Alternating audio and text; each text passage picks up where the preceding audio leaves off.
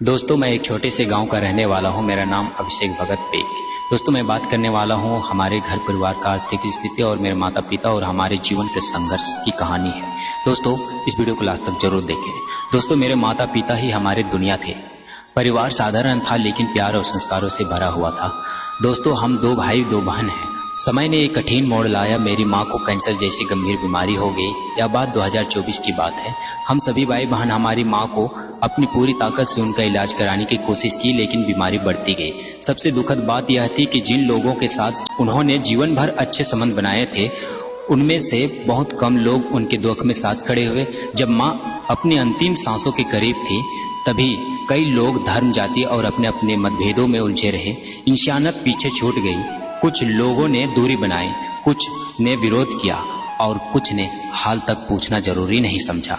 आखिर एक दिन माँ इस दुनिया को छोड़कर चली गई। हमारे चारों भाई बहनों के सिर से ममता का साया उठ गया।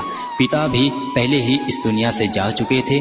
घर में सन्नाटा था, आंखों में आंसू थे और दिल में अनगिनत सवाल। छोटे भाई एक दिन सोचता रहा और कभी कभी उनके मन में दर्द उठता रहा। वो सोचता था, जब हमें सहारे की जरूरत थी तब लोग कहाँ थे? जब माँ आखिरी समय में थी तब इंसानियत क्यों हार गई? उस कठिन घड़ी समय में भगवान ने हम सभी को सहन शक्ति दिया कि हम चारों भाई बहन माता पिता के दिए हुए संस्कार पर हम लोग गर्व महसूस करते हुए माँ की उन बातों को याद किए। माँ अक्सर कहती थी, बेटा, लोगों का व्यवहार उनके संस्कार बताते हैं। तुम्हारा व्यवहार तुम्हारे संस्कार बताएगा। नफरत का जवाब नफरत से मत देना।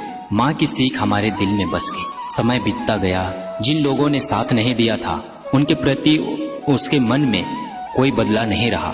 मैंने तय किया कि वह अपने दर्द को नफरत में नहीं बदलूंगा। मैंने उन लोगों को भी माफ कर जिन्होंने हमारे परिवार को अकेला छोड़ दिया। एक दिन मेरे गांव के किसी बुजुर्ग ने हमसे पूछा, तुम उन लोगों से नाराज नहीं हो जिन्होंने तुम्हारा साथ नहीं दिया? मैंने मुस्कुराया और बोला, नाराजगी रखने से मेरी माँ वापस नहीं आएगी, लेकिन माफ करने से मेरी माँ की सीख जरूर जीवित रहेगी। मैं किसी का विरोधी नहीं हूँ। मैं चाहता हूँ कि लोग धर्म से पहले इंसानियत को पहचाने। मैंने अपने जीवन का एक नियम बना लिया, जिस मुश्किल से मैं गुजरा हूँ वह किसी और को ना झेलना पड़े। दोस्तों, मैं अच्छी तरह से जानता हूँ कि महानता बदला लेने में नहीं बल्कि क्षमा करने में होती है। भगवान ने कहा है, आपसे कोई नफरत करे तो उनको क्षमा करना, और माता पिता यही शिक्षा देते थे। दोस्तों, इस कहानी का संदेश यह है कि धर्म, जाति और मतभेदों से ऊपर इंसानियत होती है। जो व्यक्ति अपने सबसे बड़े दुख के बाद भी लोगों को माफ कर सके, वही सच्चे अर्थों में मजबूत और महान होता है। क्षमा दिल को हल्का करती है और इंसान को ऊंचा बनाती है। माँ बाप की सबसे बड़ी विरासत धन नहीं बल्कि उनके दिए हुए संस्कार होते हैं।